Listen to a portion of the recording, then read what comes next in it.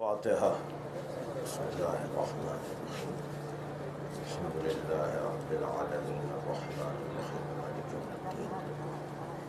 إياك نعبد وإياك نستعين اهدنا الصراط المستقيم صراط الذين أنعمت عليهم غير المغضوب عليهم ولا الضالين.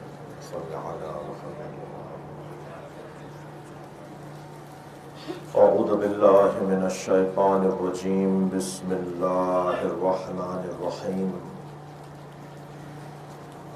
الحمد لله الذي لا يبلغ مدحته القائلون ولا يحصي نعماءه العادون ولا يعدي حقه المجتهدون الذي ليس لصفته حد محدود ولا نعت موجود ولا وقت معدود ولا أجل ممدود فطر الخلائق بقدرته ونشر الرياح برحمته. الصلاة والسلام على الرسول المسدد المصطفى العمجد المحمود الأحمد سيدنا ومولانا ومولى الكونين جد الحسن والحسين معاني أبا القاسم محمد. اللهم صل على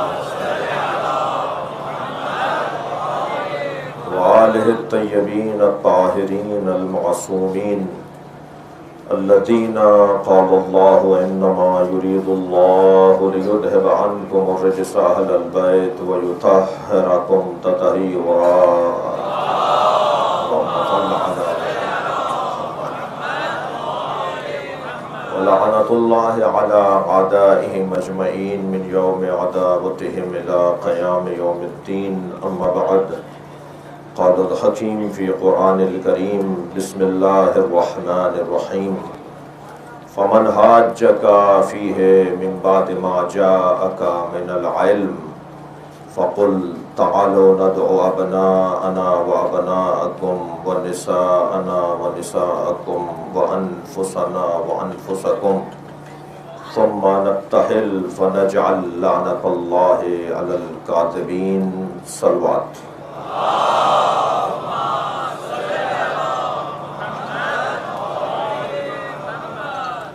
التماس ہے ایک سورہ فاتحہ، 3 مرتبہ سورہ اخلاص.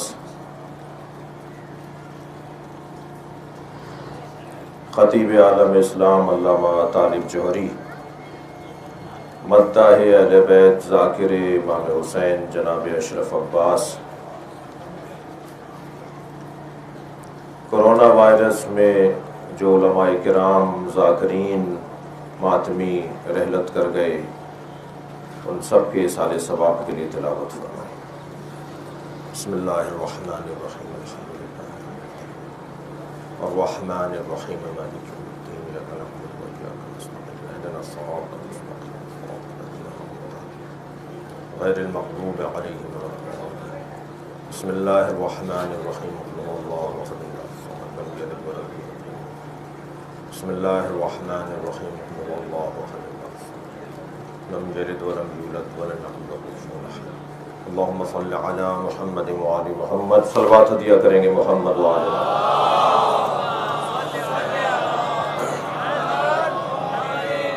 الحمدللہ. پروردگار عالم کا احسان عظیم ہے کہ اس نے ہمیں ہر حال میں حسین کا عزادار رکھا ہے.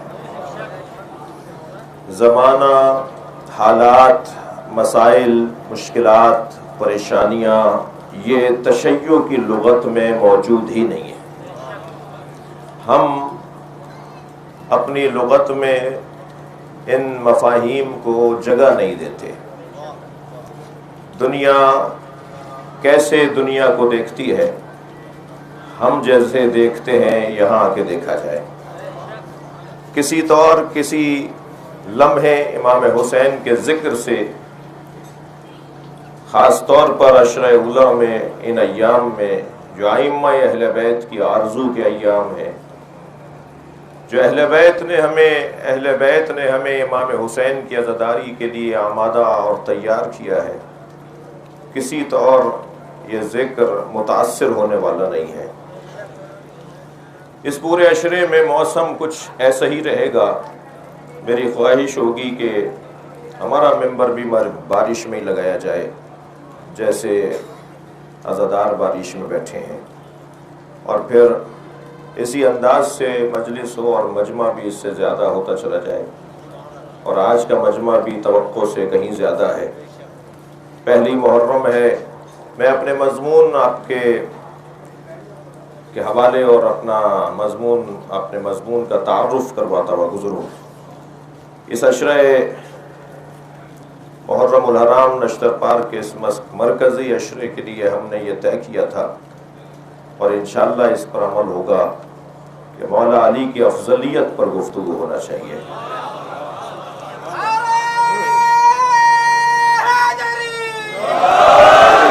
یہ سال جہاں اس ملک کے اندر نئے مسائل کو اور عالمی سطح پر نئے مسائل کو لے کر آیا، وہاں یہ سال اس ملک میں نئی بحثوں کو بھی ہمیں سناتا رہا. اور ہم نے مختلف سوشل میڈیا کے ذریعے، مختلف رسانوں کے ذریعے اہل بیت سے دشمنی اور ناسبیت کا ہم نے ایک نیا رنگ دیکھا ہے. ہم سمجھتے تھے کہ امام احمد رضا خان بریلوی کے ماننے والے ناسبی نہیں ہوتے، مگر ہمیں سمجھ میں آ رہا ہے کہ ناسبیت نے کہاں تک جڑیں پکڑی ہیں. جب باہر کا پیسہ سلفیوں پر خرچ ہونا بند ہوا تو اور بھی تو کاسا لیس موجود تھے، اور بھی تو کشکول بردار. صلوات پڑھیں ذرا محمد وآلہ.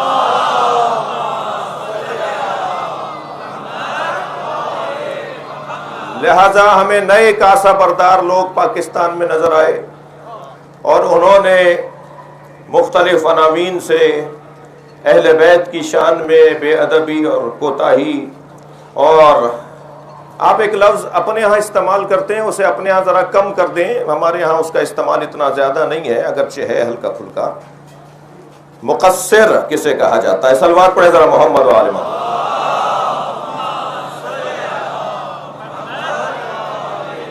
اہل بیت کے باب میں ہم سب قاصر ہیں. قاصر اور مقصر میں فرق ہے. قاصر کسی کام کی توانائی نہ رکھنے والے کو کہا جاتا ہے، اور مقصر کسی کام کو بگاڑنے والے کو کہا جاتا ہے. میں اپنے الفاظ میں عرض کر رہا ہوں، ہم سب اہل بیت کے باب میں قاصر ہیں، مقصر نہیں ہے. اور اگر ہمارے درمیان کوئی مقصر نظر آ رہا ہے تو ذرا تلاش کیجئے گا کہ کہیں مدینہ یونیورسٹی کے پیسے تو نہیں آ رہے، اور کہیں اور سے کوئی ان کو تزکیہ تو نہیں کیا جا رہا. لیکن مجموعی طور پر شیعہ قوم میں آپ کو مقصر نہیں ملیں گے. قاصر تو ہم سب ہیں، ہم سب عاجز ہیں. ہم ساری زندگی بھی اہل بیت کی عظمت پر غور کرتے رہیں تو اہل بیت کی عظمت کا ہم عشر عشیر 10واں حصہ بھی درک نہیں کر پائیں گے. اگر میں اور آپ اس پورے عشرے میں مولا علی کی عظمت پر گفتگو کریں تو علی کے عین کا حق ادا نہیں ہو پائے گا. لہذا قاصر تو ہم ہیں، ہمارے بس کی بات نہیں ہے، ہماری توانائی اتنی نہیں ہے.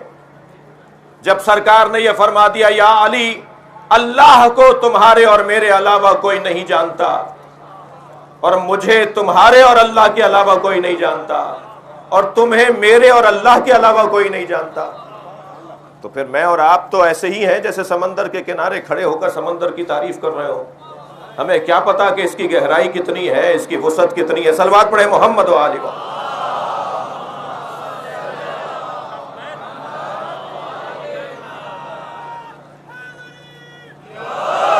لہذا عنوان گفتگو اس عشرے کے اندر عیسیٰ کریمہ کے ذیل میں، ضمن میں، اور عیسیٰ کریمہ کی جو دسترخوان معرفت ہے اس کے اوپر غور کیا جائے گا.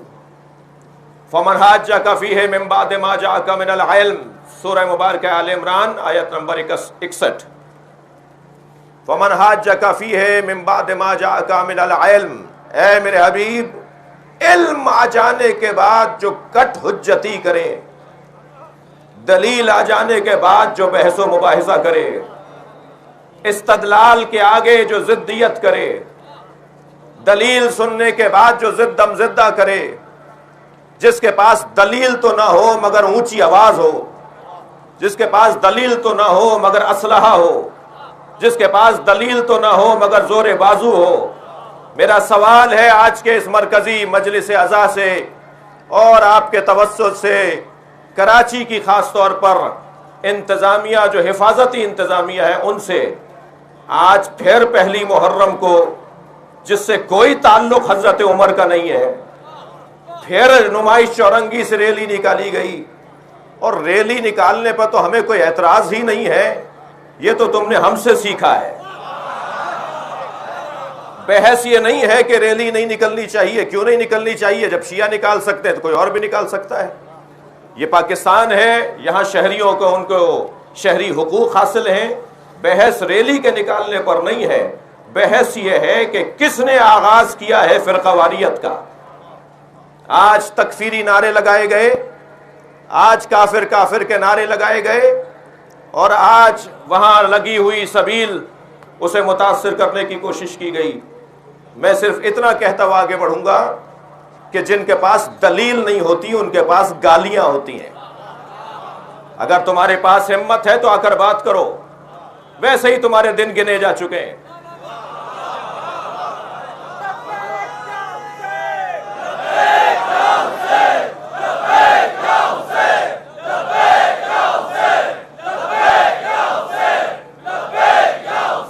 صلوات پڑھیں گے محمد و آل محمد.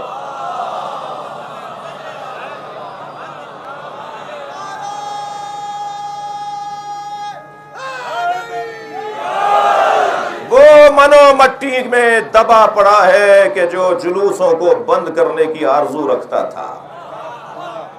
یہ تکفیری جماعت کے سربراہ جنہوں نے بنیادیں ڈالی تھیں اس ملک میں تکفیریت کی، منو مٹی کے نیچے مختلف شہروں میں کیڑے انہیں کھا رہے ہیں، مگر ہم تو آج بھی چوک پر مجلس کر رہے ہیں. یہ مجلس اعضاء کسی کی دلازاری کے لیے نہیں ہے. اسی مجلس میں اسی حالت میں اہل سنت بھائی میرے بیٹھے ہوئے ہیں، اور مجھ کو یہ اعزاز حاصل ہے کہ مجھے برابر کی تعداد سنی بھائیوں کی سنتی ہے. اور میں بارہا خود بھی کہہ چکا ہوں کہ میں شہنشاہ حسین نقوی سنی ہوں. ہو نہیں سکتا کوئی شیعہ ہو اور وہ سنی نہ ہو. یہ بحث شناخت کے لیے ضرور ہے، علمی مباحث کے لیے ضرور ہے، یہ کوئی لڑنے بھڑنے کے لیے بحث نہیں ہے. ہم اس ملک کے اندر ہر گلی کے اندر، ہر کوچے میں، ہر محلے میں، ہر ادارے میں، ہر آفس میں، ہر اسکول میں، ہر کالج میں، ہر یونیورسٹی میں ساتھ ہیں. کوئی ایک ادارہ بتائیے کہ جہاں ہم ساتھ نہ ہوتے ہوں. اگر کہیں زیادہ اور کہیں کم ہو، لیکن ہم سب ساتھ رہتے ہیں، اور یہی حسن ہے پاکستان کا. یہاں رشتہ داریاں ہیں، تعلقات ہیں، واسطے ہیں، دوستیاں ہیں. ہم یہاں سنی شیعہ کا مسئلہ پہلے بھی نہیں تھا. ابھی پچھلے دنوں ایک ریاستی سربراہ سے ملاقات تھی، میں نے ان سے کہا کہ پاکستان میں تو شیعہ سنی کا مسئلہ ہی نہیں ہے. کسی شیعہ نے سنی کی مسجد پر حملہ نہیں کیا، کسی سنی نے شیعوں کی مسجدوں پر حملہ نہیں کیا. یہ کچھ سیاسی مسئلہ تھا، یہ کہیں سے پیسہ مل رہا تھا، اور جب پیسہ آنا بند ہوگا تو یہ بھی کہیں گم ہو جائیں گے. ہم تو نہ کل پیسے کی بنیاد پر مجلس کرتے تھے، نہ ہم کل پیسے کی بنیاد پر عزاداری کرتے تھے. مرمرے بانٹنے والے لوگ، بتاشے تقسیم کرنے والے لوگ، نختیوں پر مجلس مکمل کر دینے والے لوگ، فرش پر بیٹھ کر حسین کا ذکر کرنے کی عادت رکھنے والے لوگ، ہم تو ان کے ماننے والے ہیں جو زمانے کو مڑ کر نہیں دیکھتے ہیں، موڑ کر دیکھتے ہیں. اپنے حق میں حالات کو تبدیل کرنا یہ اہل بیت نے ہمیں سکھایا ہے. مادیت کی بنیاد پر، پیسے کی بنیاد پر، دولت کی بنیاد پر، حکومتوں کی ٹیک پر کبھی بھی امام حسین کی عزاداری آگے نہیں بڑھی ہے. لہذا کٹ حجتی، بحث، ضدیت، اپنی بھڑاس نکالنا، انہیں ہم سمجھا رہے ہیں. ہمارا کچھ نہیں بگڑ رہا، ہمارا تو فائدہ ہو رہا ہے. انہوں نے بہت اپنا نقصان کیا ہے، مزید ہمارا نقصان نہیں کریں گے، اپنا ہی نقصان کریں گے.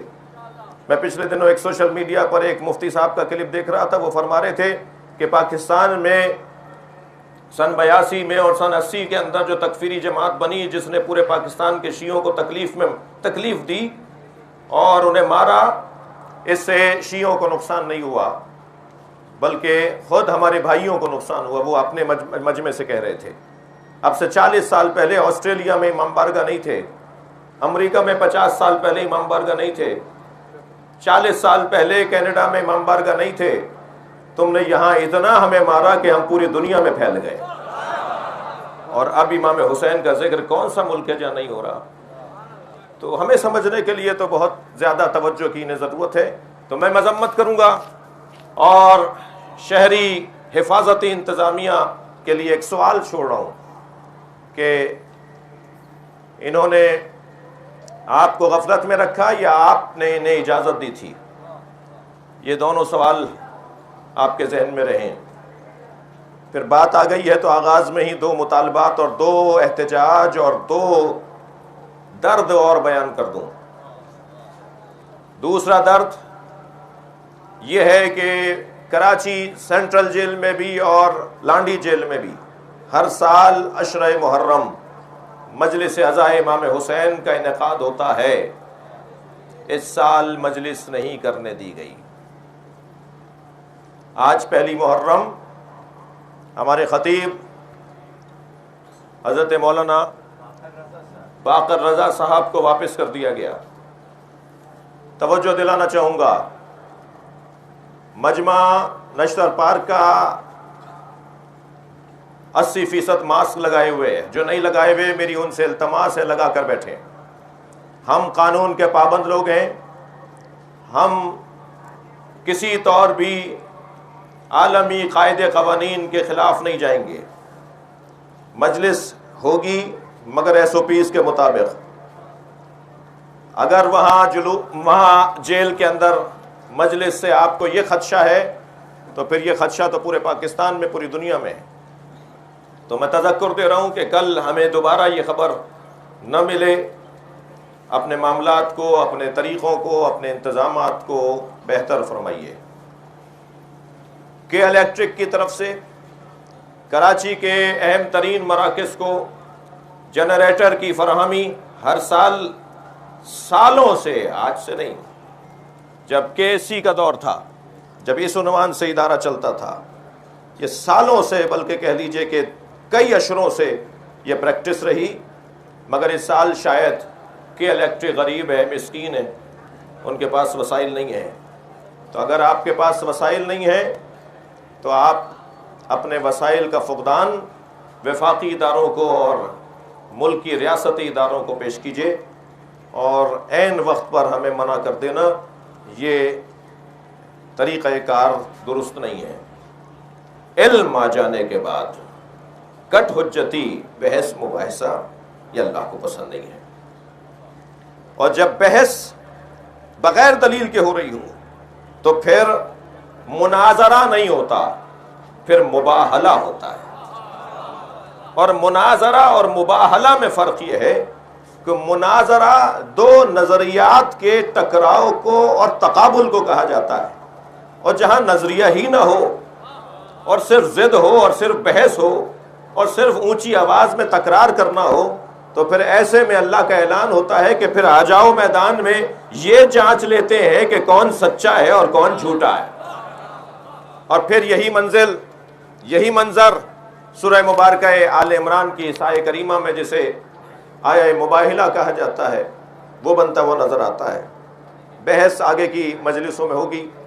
میں آج کی اس پہلی مجلس میں وقت کی تنگی بھی ہے، پہنچنے میں بھی ہمیں تاخیر ہوئی، پورا شہر ایک سیلابی کیفیت میں ہے اور ایک نہر کا سا اور دریا کا سا منظر پیش کر رہا ہے، اور آپ جس کیفیت میں بیٹھے ہیں یقین جانیے مجلسیں تو آپ نے بہت کی ہوں گی، مگر اس مجلس کا ثواب کچھ اور ہے، اس مجلس کا رنگ کچھ اور ہے۔ اور یہ بھی یاد رکھیے، یہ بھی ذہن میں میرے عزیزوں، میرے محترم سننے والوں، میں آپ سب کا دست بوس ہوں، میں آپ سب کا تصور میں ہاتھ چوم رہا ہوں، آپ سب کا، آپ کا مقام بہت بلند ہے۔ میرے بغیر مجلس ہو سکتی ہے مگر آپ کے بغیر مجلس نہیں ہو سکتی۔ بانی کے بغیر مجلس ہو سکتی ہے مگر آپ کے بغیر مجلس نہیں ہو سکتی. اس لیے مولا صادق نے رونے والوں کو ترجیح دی ہے، رلانے والے کو دوسرے نمبر پہ رکھا ہے، اور رونے اور رلانے کا ماحول بنانے والا یعنی بانی کو تیسری منزل پہ یاد کیا ہے. من بکا او ابکا او تباکا، یہ تین منزلیں امام صادق نے بیان کی ہیں. من بکا علی الحسین، جو حسین پہ روئے. پہلی یاد اور پہلی بات آپ کی ہے امام صادق نے، جو حسین کو روئے.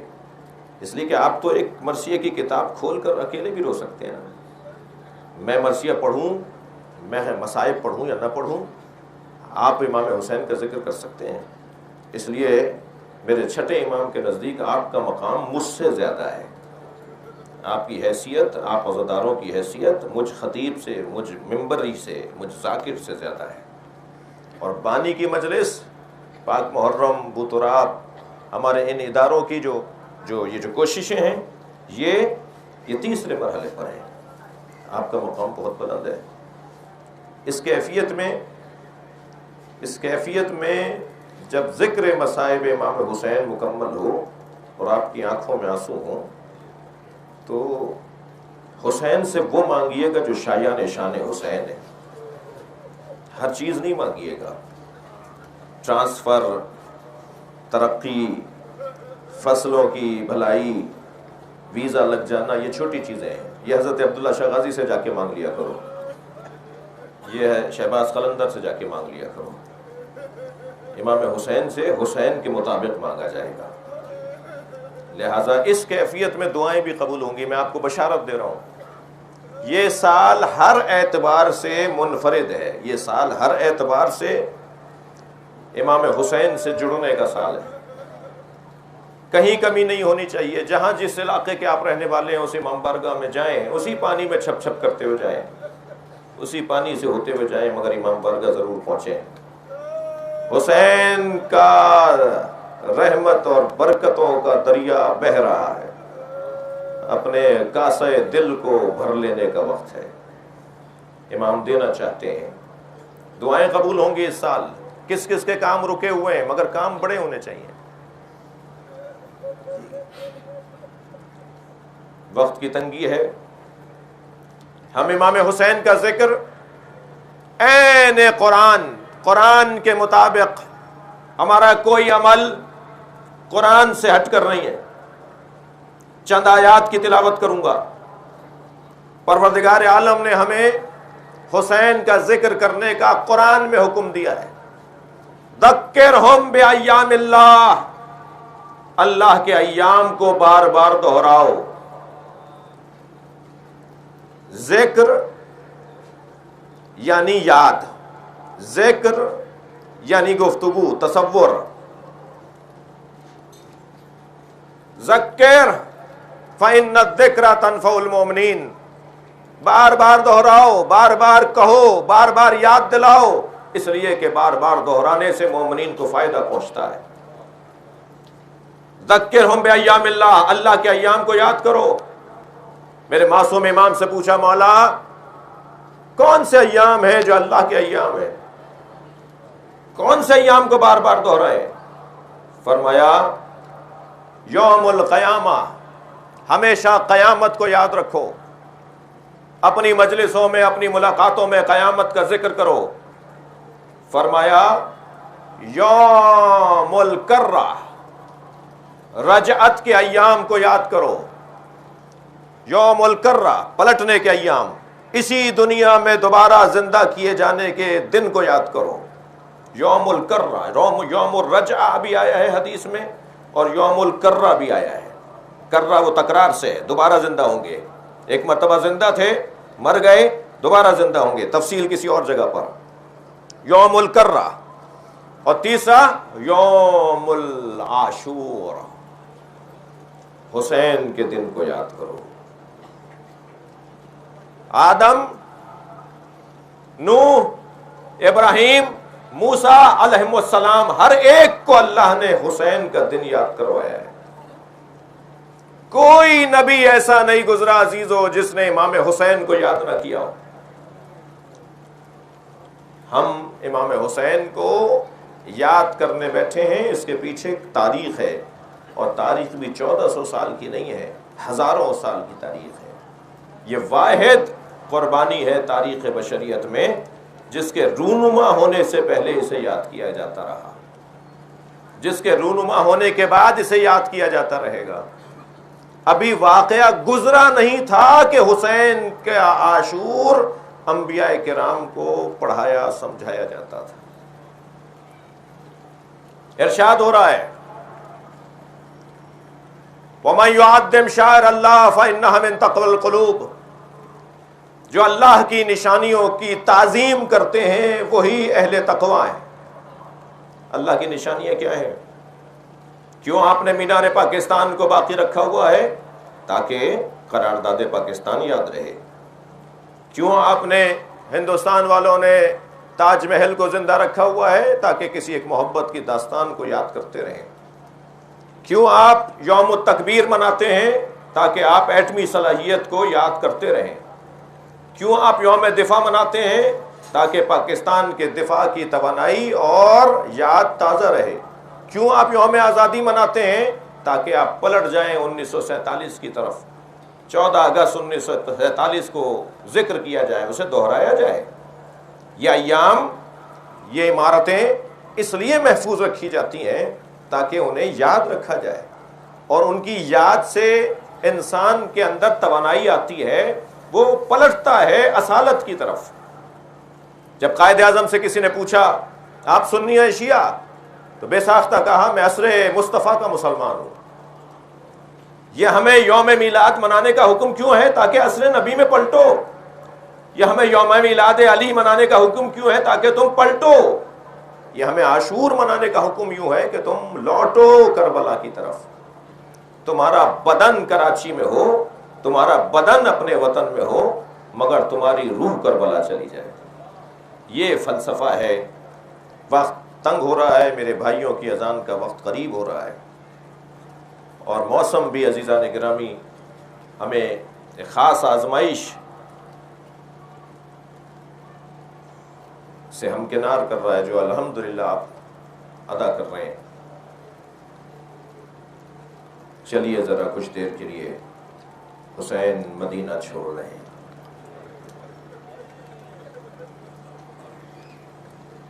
اللہ کسی کو وطن نہ چھڑائے، اور وطن بھی ایسے چھوڑ رہے ہیں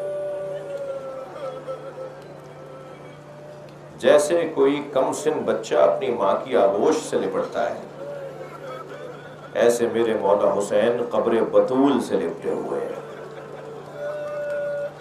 ایسے میرے مولا قبر مصطفیٰ سے لپٹے ہوئے ہیں، اور قبر نبی سے مخاطب ہو کر کہتے ہیں نانا مدینہ رہنے کی جگہ نہیں۔ قبر رسول سے آواز آئی میرے حسین مدینہ چھوڑ دو، میں تمہارے ساتھ ہوں۔ میرے مولا نے جناب زینب کے گھر کا رخ کیا، دروازے پر کنیز نے حسین کو کھڑا دیکھا، ہاتھ پیر پھول گئے، دوڑتی ہوئی گئی، اے بی بی حسین آئے۔ کس عجلت میں جناب زینب آئی ہوں گی کہ ایک مرتبہ آگے بڑھ کر کہا بھائی مجھے حکم کیا ہوتا میں حاضر ہو جاتی۔ فرمایا زینب اب مدینہ رہنے کی جگہ نہیں ہے، زینب اب ہمیں مدینہ چھوڑنا ہے، میں کل وطن چھوڑ کر اپنے عہد طفلی کو مکمل کرنے اور وفا کرنے کو جا رہا ہوں۔ اور زینب تمہارا بھی تو کچھ وعدہ ہے۔ ضمن عقد جناب عبداللہ سے جب شادی ہوئی تھی نا، تو مولا علی نے، آپ بھی جب نکاح نامہ بھر رہے ہوتے ہیں تو وہاں لکھا ہوتا ہے کوئی خاص شرائط ہیں، مولا علی نے جناب زینب کی نکاح کے اندر ایک شرط لگائی تھی، جب حسین مدینہ چھوڑے، اجرکم اللہ، آپ کی آوازیں بلند ہو رہی ہیں، اللہ آپ کو اجر و ثواب عطا فرمائے، تو اے عبداللہ تم زینب کو حسین کے ساتھ جانے سے روکو گے نہیں۔ اور یہی ہوا، جناب زینب اپنے بھائی کے ساتھ تیار ہے، اب مدینے سے قافلہ روانہ ہونے کو ہے، محملیں تیار ہیں، بیویاں سوار ہو رہی ہیں۔ یوں تو ہر بیوی کو، ہر بیوی کے جوان نے، بیٹے نے سوار کروایا، مگر قربان جائیں عظمت زینب کبریٰ پر۔ یہاں زینب بیت الشرف سے باہر آئی، وہاں سے حسین آگے بڑھے، وہاں سے عباس، وہاں سے علی اکبر۔ ایک مرتبہ تمام بنی ہاشم کے جوانوں نے زینب کبریٰ کو سوار کیا۔ منظر بڑا کربناک تھا۔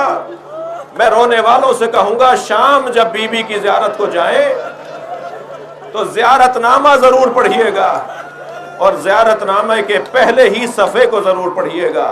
اس پہ ایک جملہ لکھا ہے، سلام ہو زینب کبریٰ آپ پر، کہ جب آپ 11 محرم کو بے کجاوہ اونٹ پر بٹھائی جا رہی تھی تو میری بی بی نے نہر کی طرف رخ کر کے کہا تھا، عباس تم نے مدینے میں زینب کو سوار کیا تھا، اب کوئی نہیں ہے کربلا میں جو زینب کو سوار کروائے۔ قافلہ تیار ہوا، حسین گھوڑے پر بیٹھنا چاہتے ہیں کہ ایک مرتبہ میرے مولا عباس نے آ کر کہا، مولا آپ کو گھر کی معمر بیویاں یاد کر رہی ہیں، محسن اور معمر بیویاں جو کربلا نہیں جا رہی، اور بے روایت امام حسین کی ایک بیٹی بھی ہے جو ان 3 بیویوں کے ساتھ ہے۔ امام گھر میں داخل ہوئے، امام کی پھوپھی ہیں ام ہانی، امام کی ماں ہے جناب ام البنین، امام کی نانی ہے جناب ام سلمہ، تینوں عصا بردار، کمر خمیدہ، ضعیفی طاری۔ آگے بڑھ کر حسین ابن علی نے سلام کیا، اماں ام سلمہ، نانی آپ نے مجھے یاد کیا ہے؟ فرمایا یہ شیشی تمہارے نانا نے مجھے دی تھی، اس میں خاک ہے، اور کہا تھا یہ کربلا کی خاک ہے، جب یہ تازہ خون میں تبدیل ہو جائے تو سمجھنا میرا حسین مارا گیا۔ اے حسین مجھے لگتا ہے یہ وہی سفر ہے جس پہ تم مارے جاؤ گے۔ میرے مولا نے ایک مرتبہ اپنی گردن کو جھکاتے ہوئے فرمایا، ہاں نانی یہ وہی سفر ہے۔ آپ رو رہے، ایک جملہ جن کی آنکھوں میں آنسو نہیں آئے، ایک جملہ ان کے لیے کہہ رہا ہوں۔ جب امام حسین نے یہ کہا نا، ہاں نانی یہ وہی سفر ہے جس کے لیے مجھے طے کیا ہے کہ میں شہید ہو جاؤں گا، تو جناب ام سلمہ 2 قدم آگے آئیں اور آہستہ سے کہنے لگی، زینب کو چھوڑ جاؤ۔ ایک مرتبہ امام حسین کی آنکھوں میں آنسو آ گئے، اماں زینب کے بغیر کربلا کیسے مکمل ہوگی؟ جناب ام ہانی کی طرف دیکھا، اماں، پھوپھی اماں آپ نے مجھے بلایا؟ فرمایا ہاں حسین، ہمارے گھر، ہماری حویلی کا پرانا دستور ہے کہ جب ہمارے ہاں کوئی بڑی مصیبت آنے والی ہوتی ہے تو ہمارے گھر کی جناتنیاں رونا شروع کر دیتی ہیں۔ حسین کل رات سے رونے کی آوازیں آ رہی ہیں۔ فرمایا اماں یہ جناتنیاں مجھ پر نوحہ پڑ رہی ہیں۔ حضرت ام البنین کو بڑھ کر سلام کیا، اماں آپ نے یاد کیا؟ سنیں گے عزادارو، سنیں گے۔ ایک مرتبہ بی بی ام البنین نے فرمایا، اے شہزادے تمہارے بابا علی نے مجھ سے عقد اس لیے کیا تھا اللہ مجھے شجاع بیٹا عطا کرے، اور اللہ نے مجھے عباس جیسا بیٹا عطا کیا، مگر مجھے یہ گمان ہے کہ کہیں عباس وفاداری میں کوتاہی نہ کر جائے۔ کچھ عقب میں حضرت عباس کھڑے تھے، مولا نے مڑ کر دیکھا کہ عباس قریب آؤ، اپنی ماں کو وفاداری کا احساس دلاؤ۔ آگے بڑھ کر مولا عباس نے ماں کے ہاتھوں کا بوسہ لیا، اماں اگر 70 مرتبہ مارا گیا اور زندہ کیا گیا تب بھی حسین ابن علی کو چھوڑ کر نہیں جاؤں گا۔ حسین نے قافلہ روانہ کیا، ابھی شہر سے کچھ باہر گئے تھے، تھکیں گے نہیں عزادارو، رونے کے ایام شروع ہو گئے ہیں۔ ابھی شہر سے کچھ باہر قافلہ گیا تھا کہ ایک مرتبہ مولا عباس پھر امام حسین کی خدمت میں آئے، مولا ہمارے قافلے کے پیچھے ایک مختصر سا قافلہ چل رہا ہے۔ فرمایا عباس کس کا قافلہ ہے؟ کہ مولا صحابی پیغمبر ہے حضرت عبداللہ ابن عروہ غفاری۔ مولا حسین نے جیسے نانا کے صحابی کا نام سنا، فوراً ذوالجناح سے کہا مجھے نانا کے صحابی تک پہنچا۔ اب جا کے امام حسین نے جو دیکھا، ہاتھوں میں راشا ہے، کمر خمیدہ ہے، ضعیفی طاری ہے، گھوڑے پر بیٹھنے میں دقت ہے، مگر وہ گھوڑے پر بیٹھے ہیں اپنے ایک غلام اور ایک بیٹے کے ساتھ، 3 سواریاں ہیں، ایک سواری پہ کچھ سامان لدا ہوا ہے۔ امام نے آگے بڑھ کر، جب امام آگے بڑھے تو وہ گھوڑے سے اتر گئے، امام کا احترام کیا، امام کو بڑھ کے سلام کیا، امام نے مصافحہ کیا، پوچھا اے نانا کے صاحبی اس بڑھاپے میں کہاں کا ارادہ ہے، کہاں جانا چاہتے ہیں؟ کہا حسین تم چھوٹے تھے، نبی خطبہ دے رہے تھے، تم مسجد میں داخل ہوئے، تمہارا کرتا تمہارے پیروں میں الجھا، تم زمین پر گرے، نبی نے ممبر چھوڑ دیا، تمہیں گود میں لے کر ممبر پر بیٹھے، اور ہم سب صحابیوں سے مخاطب ہو کر کہا میرے حسین کو غور سے دیکھو، اگر یہ وطن چھوڑ رہا ہو، اس کے بچے اس کے ساتھ جا رہے ہو، اور تم میں سے کوئی زندہ ہو، میرے حسین کو تنہا نہ چھوڑنا، میرے حسین کی مدد کرنے جانا۔ اے حسین میں بوڑھا ضرور ہوں مگر مجھے نبی کی وصیت پر عمل کرنا ہے۔ امام نے گلے لگا کر پیار کیا، کہا آئیے ہمارے ساتھ چلیے، عباس آپ کی خدمت کریں گے، علی اکبر آپ کی خدمت کریں گے۔ سنیں گے زدارو حضرت عبداللہ ابن عروہ غفاری نے کیا کہا؟ کہ حسین تمہارا قافلہ آگے چلے گا، میں کچھ فاصلے پر تمہارے پیچھے پیچھے چلوں گا۔ امام نے فرمایا ہمارے ساتھ چلیے۔ کہ حسین اصرار نہیں کرو، مجھے پیچھے چلنے دو، مجھے علیحدہ چلنے دو۔ امام نے علت پوچھی آپ علیحدہ کیوں رہنا چاہتے ہیں؟ کہنے لگے اس قافلے میں زینب کی سواری ہے۔ کہا نبی زادیاں، میں کہوں گا عبداللہ تم نے زینب کا بڑا احترام کیا، 11 محرم کو زندہ ہوتے تو دیکھتے زینب کے سر سے چادر اترتی رہی، آوازیں دیتی رہی نبی کی بیٹی۔ اللہ لعنت اللہ علی قوم الظالمین، فَسَيَعْلَمُ الَّذِينَ ظَلَمُوا أَيَّ مُنْقَلَبٍ يَنْقَلِبُونَ۔ یا اللہ ان آوازوں پر رحمت نازل فرما۔ یہ حاجات مند ہیں، یہ فقیر ہیں تیری بارگاہ میں، حسین کے ذکر کو لے کر آئے، ان کی حاجات کو پورا فرما، ہم سب کی عاقبت بخیر فرما، امام زمانہ کے ظہور میں تعجیل فرما۔ ماتم حسین۔